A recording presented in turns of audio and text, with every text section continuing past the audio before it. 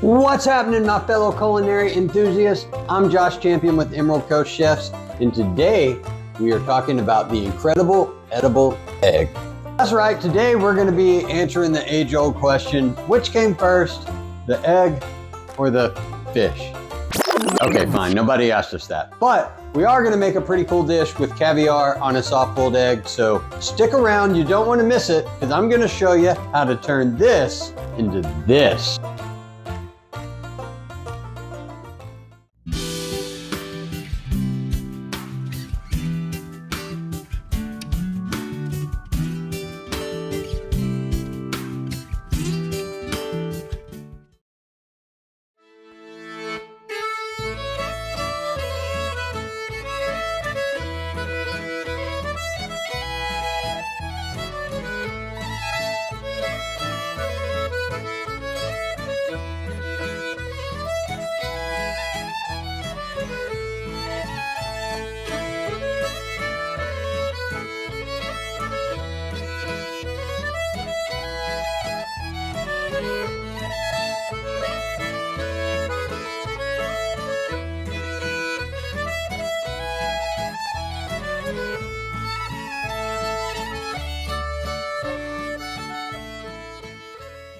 So to get our dish started, we're going to need to soft boil our eggs. Now, I have done this throughout my career a variety of ways.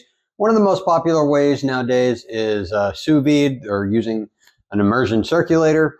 And that's because we can pick a very specific temperature to kind of dial that in exactly. Now, what I see a lot of people try to do is pick a number, sometimes 148 to 154, 155.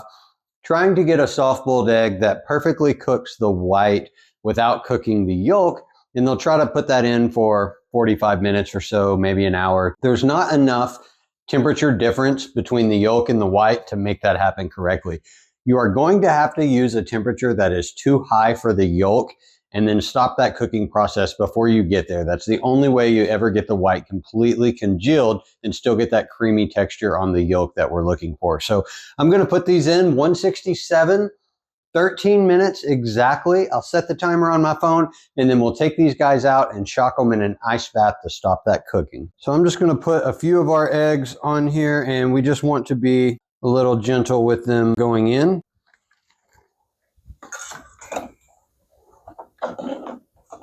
These eggs, by the way, are cold straight out of the refrigerator. You do not want to let them come up to room temperature because we want the inside, that yolk, to stay cold for as long as possible in order to get the white to cook. All right, so those are all in. I'm going to set my timer for 13 minutes, and then we'll pull them out in the ice bath.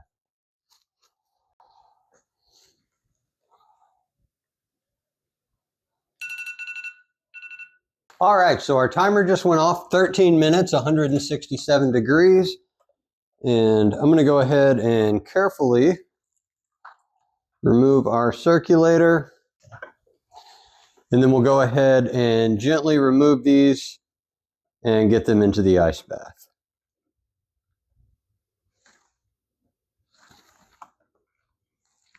All right, so it's been about maybe 1.5 minutes or so.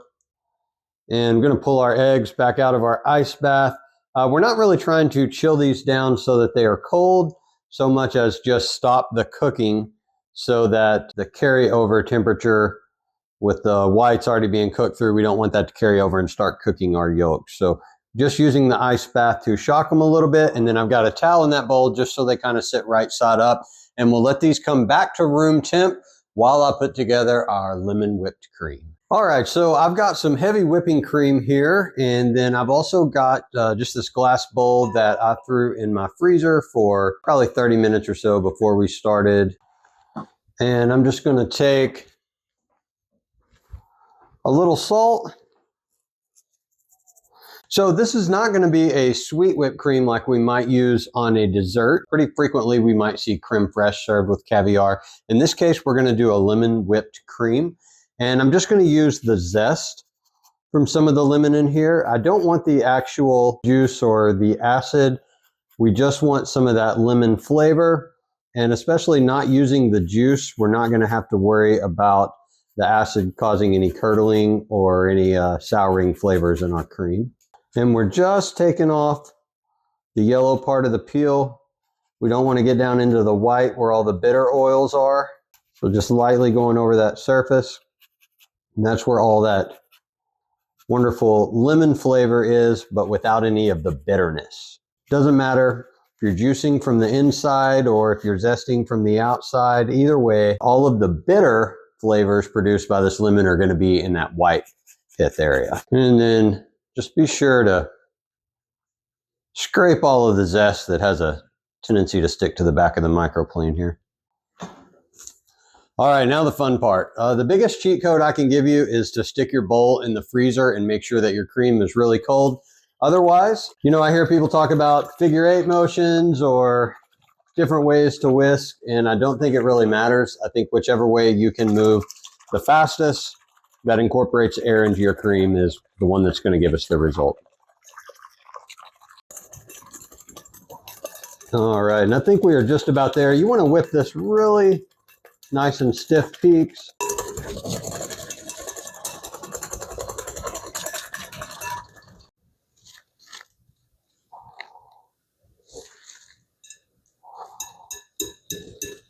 All right, so we've got our soft boiled eggs here and ready, and what we're going to do is use this little egg topper to remove the top. This is one of the dishes that's on our top tier package for our private chef company with our chef's table experience, eggs on eggs. So I've always had a lot of fun making this dish, and I really encourage you to try it at home. So I'm going to start by taking my towel here, and we're just going to go ahead and take one of our eggs, and you want to line this topper up, get it straight.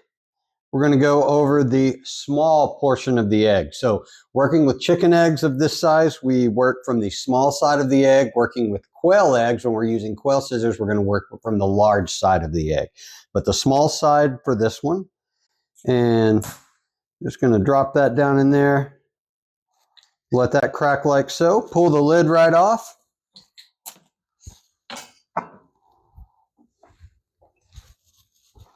And then I just take a little paring knife and cut this level.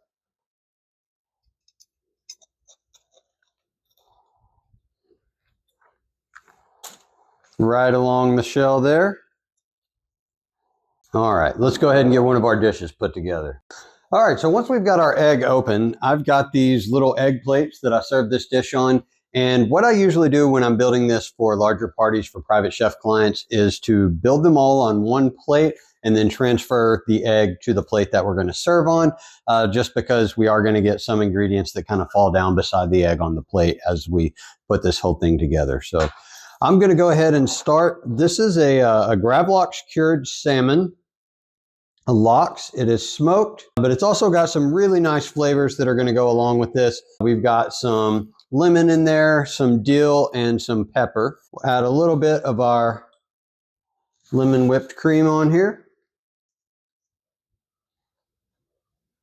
It's very important when we're working with caviar. It can have metallic reactions with anything metal that we use, so we always want to make sure that the spoons that we're using, that we touch the caviar and other ingredients, are always mother of pearl, bone, or wooden.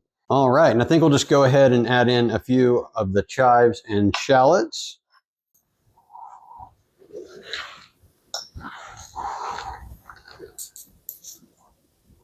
Some of those ingredients are going to fall down, so it's best to just kind of let them fall and lay naturally as opposed to trying to be overly precise. And then lastly, we're just going to top this off with some caviar. Generally, most of the time, I go with a Russian Gold Osetra for this, but I came across a really nice Amber Kaluga hybrid, and so that's what I'm going to be using for this dish today.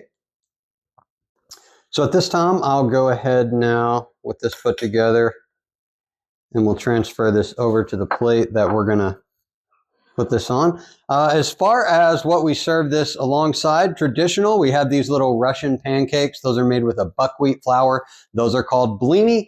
That's something that we see very frequently, is the blini served with that.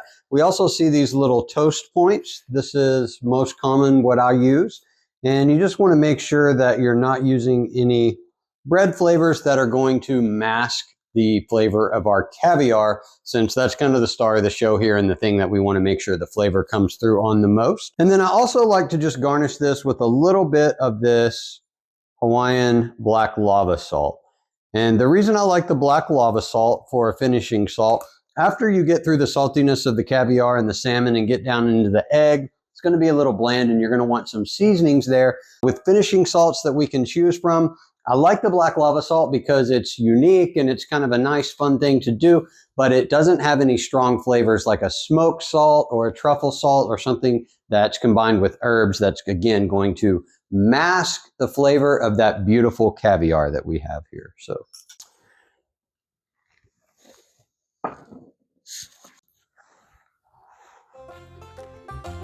Well, ladies and gentlemen, there you have it. Eggs on egg. The quality of the caviar that you use in this, of course, does matter, as well as the quality of the fresh farm eggs that you use.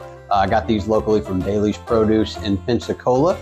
And let us know, as always, in the comment section if you make this. Get out of your comfort zone, do some things you've never done before, and let us know what you learned or how it turned out for you down in the comment section. Go ahead and click that bell. Get those notifications when we release our videos weekly. And as always, thank you so much for watching.